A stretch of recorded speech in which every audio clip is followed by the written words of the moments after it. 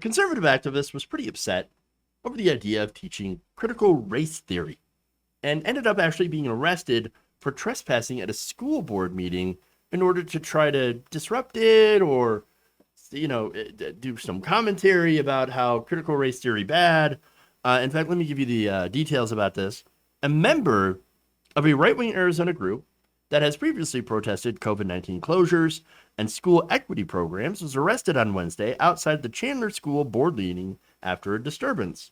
Steve Daniels, the chair of the Patriot Party of Arizona, was arrested on suspicion of criminal trespassing after a school representative and police officers asked him to leave and he had refused. Well, it sounds like a typical story of F around and find out. During the confrontation, Daniels and an unnamed woman became upset after not being allowed into the meeting, claiming free speech. Oh, my free speech is being violated. This is supposed to be an open meeting. You have broken the law by not letting me into the meeting.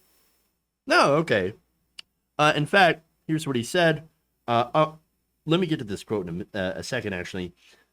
Two officers are heard in a video that was taken by Daniels that they can live stream the meeting, and that one officer tells a woman when she says, "I don't have a phone to watch, go get a phone then." All right, sure. In response, Daniels told the police officers, quote, "You're tyrannical police officers that don't know the law, that they're protecting the tyrannical government." And then compared police to Nazis. Okay, buddy. All right. Calm down. There's a reason that they're not letting people in. I actually agree with them on this. We're still in a pandemic. So apparently the school district has had a limited in-person attendance at board meetings since last June because of COVID-19. Meetings are streamed online, so technically, yes, you can still watch a meeting. So you can see what's going on. There is transparency. It is being live streamed. And even so, you can still get into the meeting if it's at a first come, first served basis. In fact, capacity is capped at 30 people, and seats fill up on a first come, first served basis. As I said, people can wait in the lobby where the meeting is being broadcast or outside until they're called. So technically, it is still an open meeting, which you can watch, and you can even attend in person if you're fast enough. And turns out you weren't, Mr. Daniels. You were too slow. Sad day for you. Refusing to bend the rules for your dumb ass doesn't make the government tyrannical. Okay? These people, understand, these people are wanting special treatment. Special rules for them that apply to them because they think that they're entitled to special rules. Okay? And that's the problem. Now, the irony about this whole thing is, again, he's there because he's mad about critical race theory. Critical race theory is not being taught at that school, nor was it even on the docket. In fact, in an announcement near the start of the meeting, Board President Barb Mostyn said the district is not teaching critical race theory, and neither the board nor the administration has discussed implementing critical race theory in the curriculum. Her statement was included in the board agenda that was posted online. So again, he's there to complaining about something they're not even going to talk about.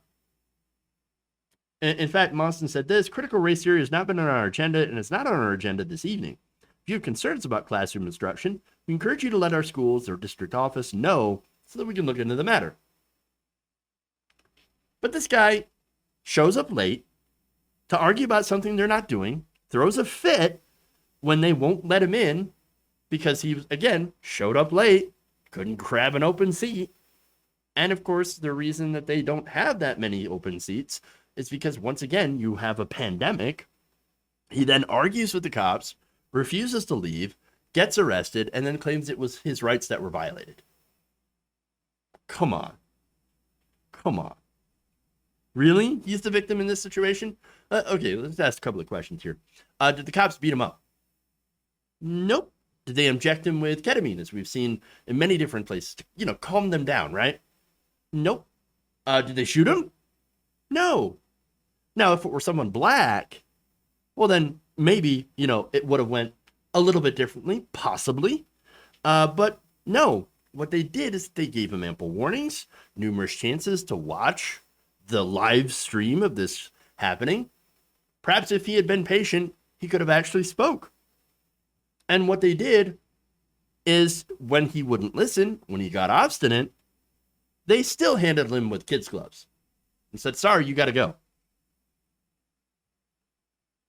Now, interestingly enough, going back to the example of if it were a black person, that's kind of why we need to talk about critical race theory.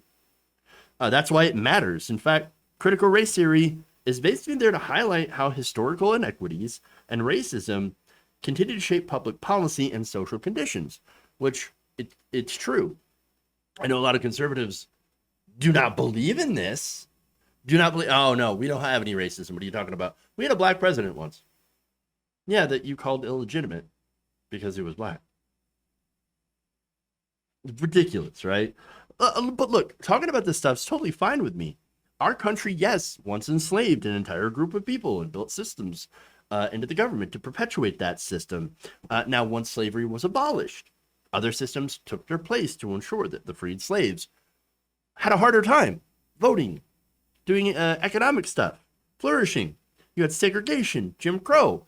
You had the police were actually started as slave patrols and, you know, had evolved to uphold white supremacy, practices of redlining, segregating communities between white and black, practices, again, which, by the way, you know, it really denied the segregating these communities.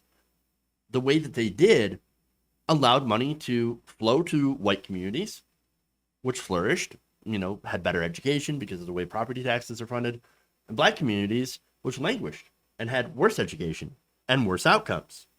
And so all that stuff is stuff that we are still dealing with today. Understand that you can't undo all of that in the amount of time that we have had since the civil rights era. Okay, it's been a long, long time, but not long enough. People are still alive that marched for civil rights and that were beaten, by the way, during those marches. And while there has been some progress, this still has not been fixed. And I realize this is a very uncomfortable conversation for certain white people. We grew up, by the way, having no idea that these systems were set up necessarily, not for our benefit, but certainly for the benefit of some. Many wealthy white Southern landowners, capitalists, and politicians. They benefit the most from these systems of oppression that are still in place. White privilege, by the way, which, again, you may have a bad definition of white privilege. That doesn't mean that we all grow up as white people and we have millionaires and we have no problems. Doesn't mean that white people don't have it bad or can't lose jobs or go broke or become homeless or that we have no problems at all. It just means that we do have problems. It's just the color of our skin isn't one of those problems. It's not an additional problem added on. All critical race theory does is explain how those systems still survive, thrive, and impact people of color today. And I, for one, like knowing about this stuff because I think that the more we know about it, the more that we can fix it. I actually don't think that it's a slight. I don't feel personal guilt for benefiting from these systems. It's not my fault that I grew up in this system, but now that I know, I can help fix that system. I can stop the perpetuation of this system to the next generations. And I suspect that is the thing that opponents of critical race theory don't like. They think that, no. Once people know, well, they're going to have to solve the problem. Well, now we're on the hook. Now we have to solve this problem. Better to leave everyone in ignorance so that we don't solve the problem because they think that the system as it is working exactly the way that it should. They do not want to change. And so you keep people in the dark. You keep people ignorant of the history and the struggles of people. And therefore, they don't have to do anything. Ironically, they are the ones that are trying to erase history, to cover it up, and to cancel anyone and anything that is actually trying to inform people the truth so that we can actually do something better for all people in this country. Talk about actual cancel culture. If you enjoyed this video, please give us a like and share with your friends. You can subscribe and help out the channel. by becoming a patron. It's patreon.com/Jeff Waldorf, or you can become a channel member as well by hitting the join button below.